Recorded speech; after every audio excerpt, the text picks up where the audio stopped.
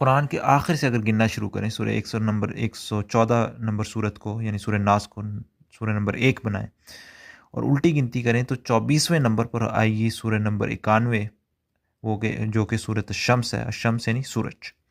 और सुबहान अल्लाह, जो आम गिनती है जो आप शुरू से ही करते हैं, उसमें सूरह नंबर 24, जारी बात है सूरह नंबर 24 होगी। और देखें उसका नाम क्या है, सुबहान अल्लाह, सूरत अन्नूर, रोशनी। सुबहान अल्लाह, सूरज जो कि रोशनी का ज़रिया है। दोनों कुरान के एक एक सिरे से 24 या आखिर से 24वें नंबर पर सूरज और शुरू से 24वें नंबर पर रोशनी। और 24 नंबर की क्या हिकमत हो सकती है जो मेरी समझ में आई है, वो यही है कि सूरज जो है वो हर 24 घंटे बाद, यानी कि हमारे पास 24 घंटे का दिन होता है, हर 24 घंटे बाद अपनी उसी पोजीशन पे आसमान पर वापस आके लौटता है। सुभान अल्लाह, हो सकता है ये हो।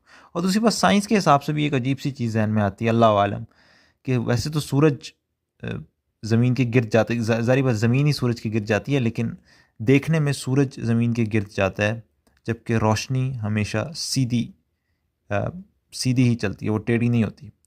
और आप देखें, सीधी गिनती में रोशनी ही 24वें नंबर पर है, लेकिन सूरज जो कि इर्द गिर्द जाता है वो पीछे से 24वें नंबर पर। मज़ीद मौज़ूदात के लिए सब्सक्राइब करें।